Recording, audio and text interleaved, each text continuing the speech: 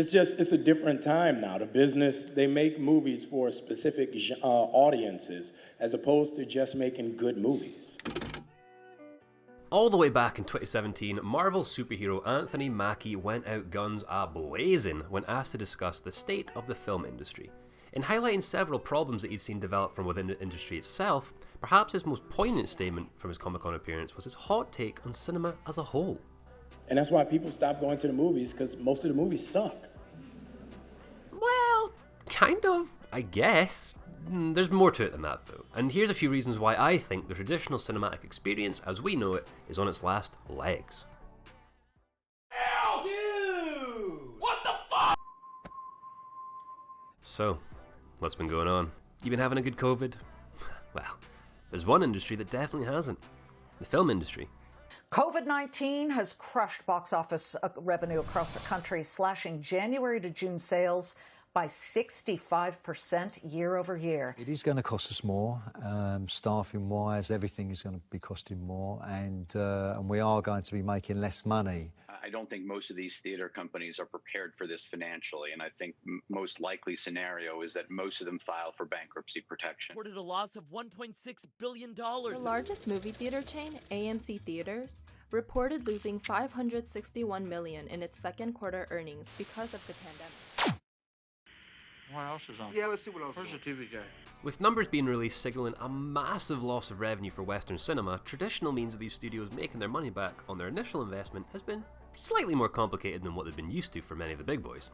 And by big boys, we're talking Paramount, we're talking Universal, we're talking Disney, you know, the big boys. For some reason, the path that these studios found themselves walking down was to keep delaying films and just hope for the best and that COVID would just blow over. Unfortunately for them, that didn't quite work. So, what happened then, you ask? Well, you've already seen the fruits of their labour, and oh boy.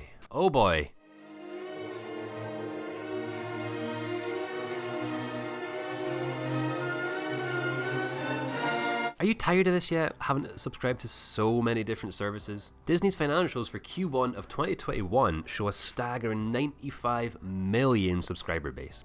Now the question's got to be asked, is that good enough for Disney? I doubt it. However, in one fell swoop, Disney managed to recoup copious amounts of money by shifting business strategies by simply cutting out the middleman.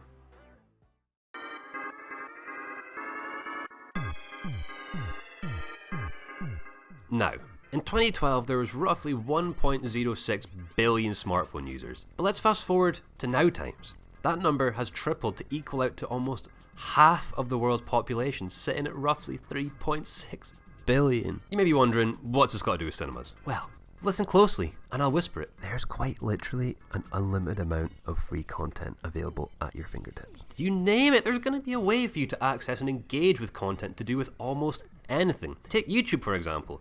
YouTube is great, it's fast, it's expansive, and yeah, it's free. It doesn't get any sweeter than that.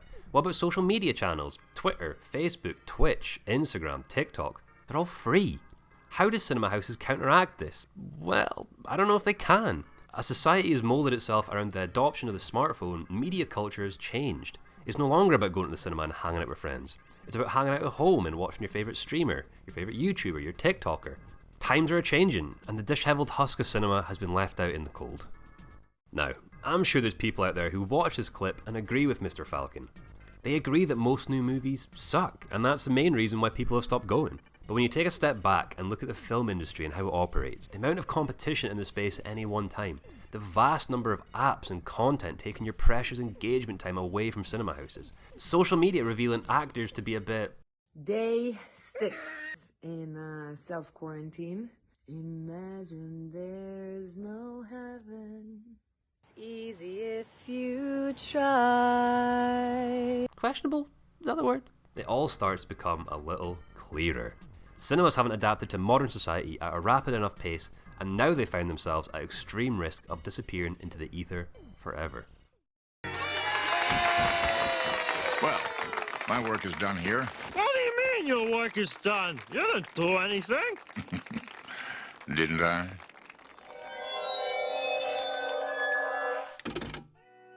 At the time of this video, the third wave of COVID appears to be dwindling, at least in the UK, and things are starting to open up again, and all we can do is hope that the days of our dimmed light foyer adventures have survived. But hey, why don't we just cozy up and let's go watch some Falcon and the Winter Soldier on Disney+.